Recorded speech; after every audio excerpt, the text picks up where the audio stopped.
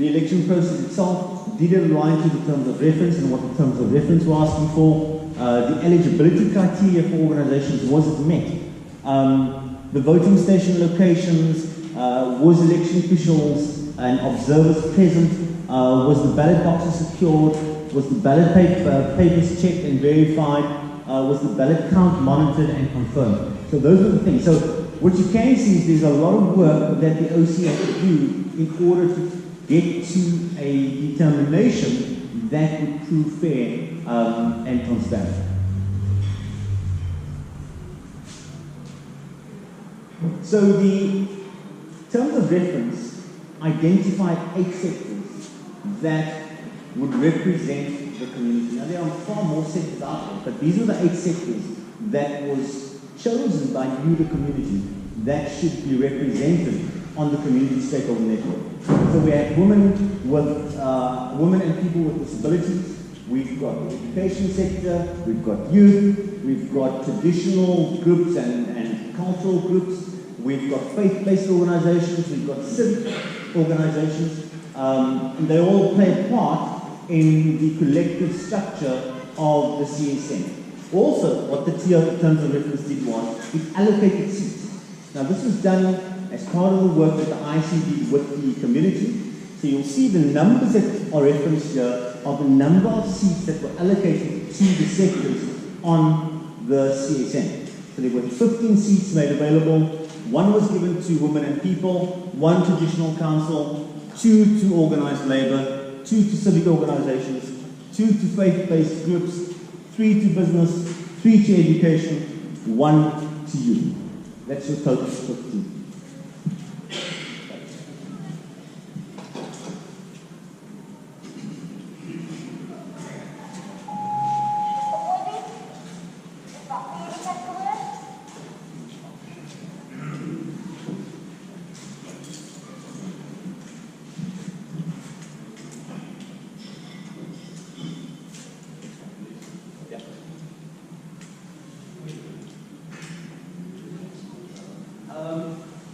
In terms of the ballots that cast, there was 32 ballots cast within the election process.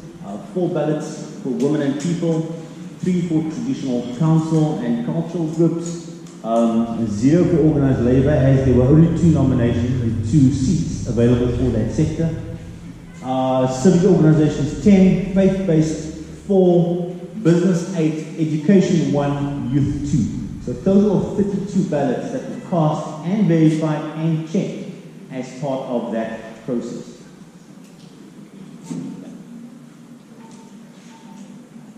So in terms of our summarized findings, it was really refreshing to see that as complex as the problem was, we passed the acid test.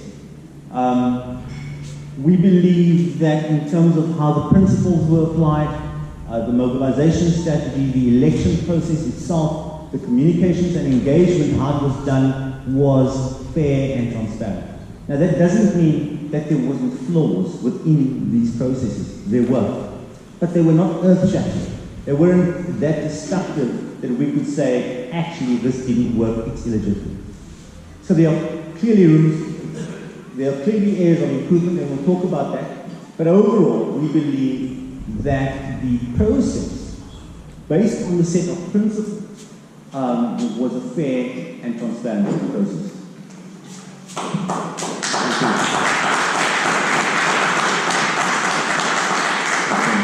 Remember, we had agreed at the beginning of the meeting, they will do their presentation. When they're done, then we will ask people to speak. Is that a, remember that? Okay. So we're going to follow that line. Okay.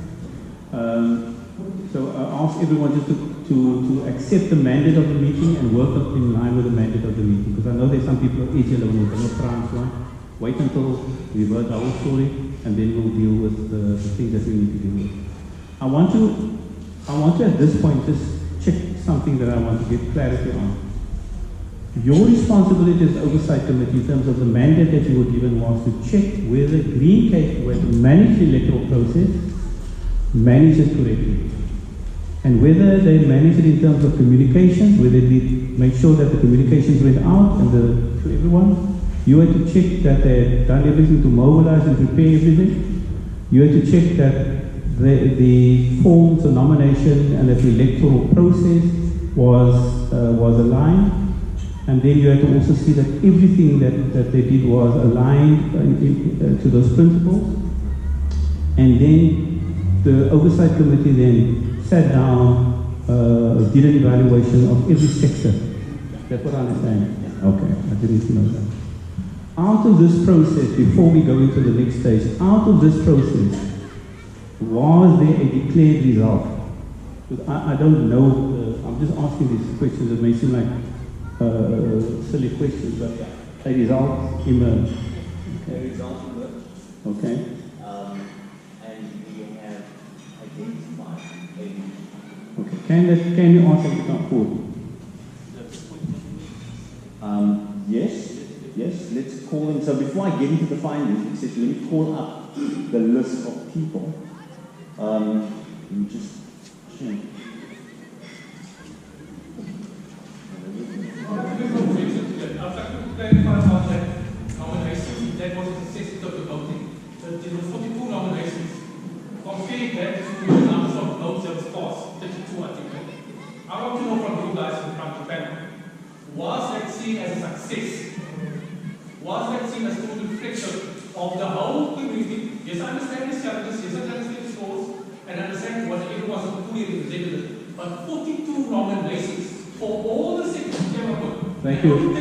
I accept, my friend. I think, my friend. No, my friend, please, if you don't mind. I think, let me just say, I support you. I think your points are very valid. It's a very, very good question that you pose. It's a good question, but you should be asking that question to the community. No. Listen, you should be asking that question to the community, but you're asking it too early in this process. Okay, you're asking it too early. You're going to have a chance. Desina, toen we gepraat hebben, kijk aan nou. Die man disrespecting op die mandate van die gemeenskap. Hy disrespect die mandate van die gemeenskap. Hy force sy way nou deur. That was acceptable. You said you were going to be respectful of the community mandate. No right to push. They force your way there. That is ready, my bro. That is ready, man. Alsjeblieft. Force het ons agree. Laat die mense hulle weg kwamen en dan kan ze maar ze wil klippen gooi ze klippen. Laat die mense hulle weg kwamen. Nee, wacht, they are out of order. Now, okay, let me be formal. Let me rule you out of order and ask you to allow the process to continue and then you can raise it. Okay. Right, just tell us who those people. So I'm going to call out the following people to come and join me in front. Enid Muzali. Or Muzali?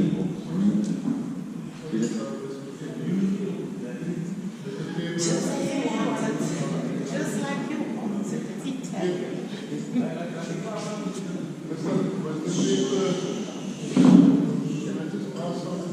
There was a slight update. I just want to know what was happening, where are we now, according to the slide. We at the point where the answer to the question, were those principles satisfied? And they said yes, they evaluate. And also an outcome, and you now want to quantify and prove of that outcome. That's why you're calling.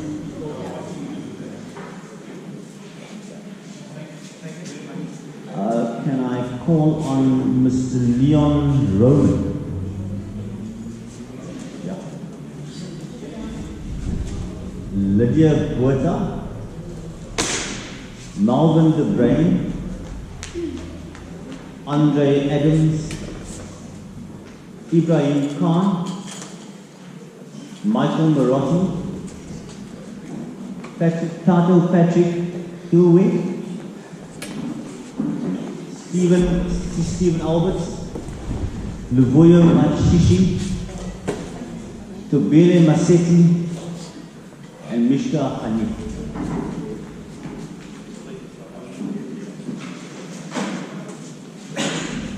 So these were the went through the process and you were elected to the ASEZ-CSN. So can we give them a... Now, because I was not agent of you. The two one,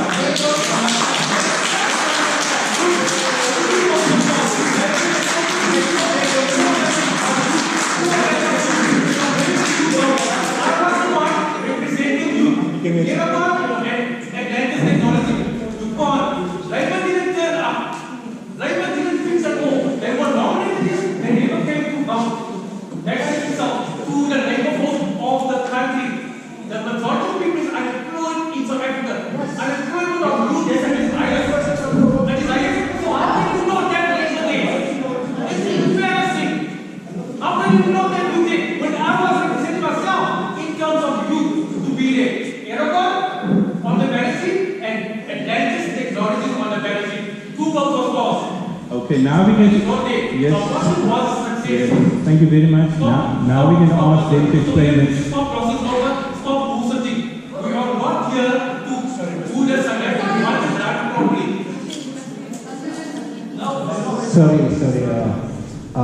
Let it carry on, proceed, do everything, and then we will challenge after that. Sir, you got valid points. As a High Commissioner, I'm asking you please be cool, and then we take it from there. Thank you very much.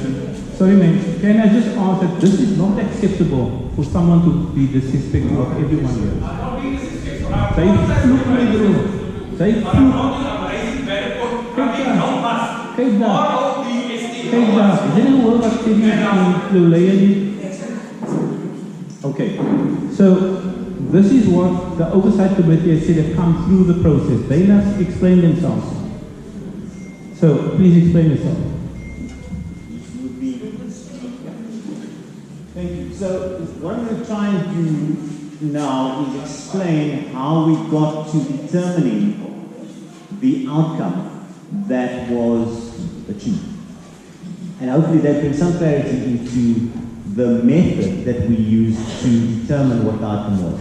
Remember that in determining the outcome, we looked at all of those categories to ensure we got the best proposition and solution that we could put forward to the community. So, the summary of our key findings. So there were essentially 4 key findings that we determined. You can click it again. So the first finding, the youth sector nominee did not meet the criteria.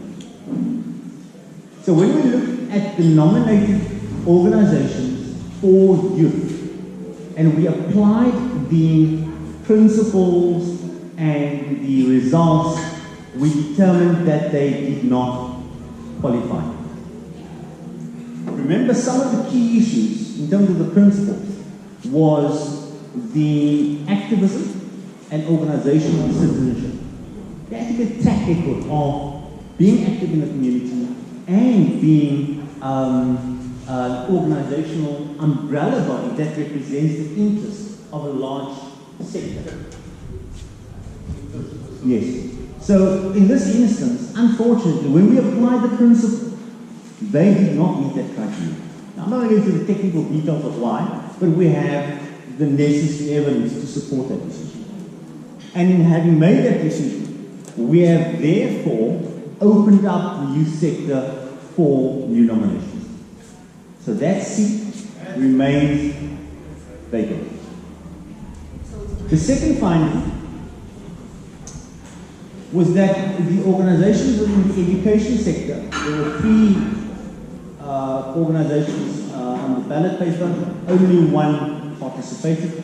So those 2 seats are still available and they are open for nominations. So there's 2 seats of the 3 allocated to education that is available for nomination.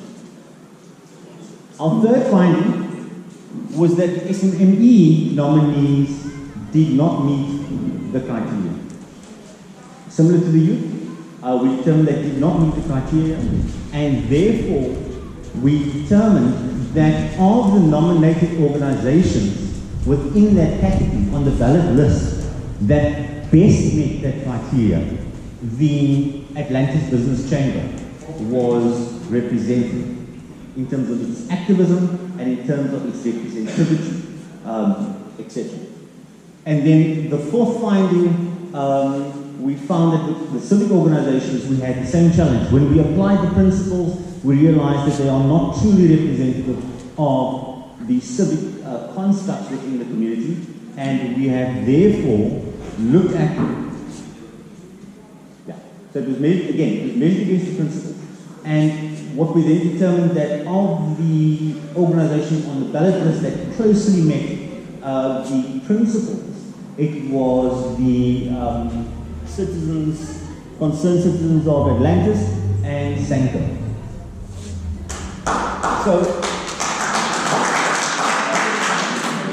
So that was essentially the four key findings. If we go to the next slide, so when we look at the results, in the women and people with disabilities, you have a New Life Family. Youth is vacant. The traditional councils and cultural groups was the Khoisan Renaissance Cultural Awareness Organization. Education, West Coast Community Education Partnership came through. There are 2 vacancies.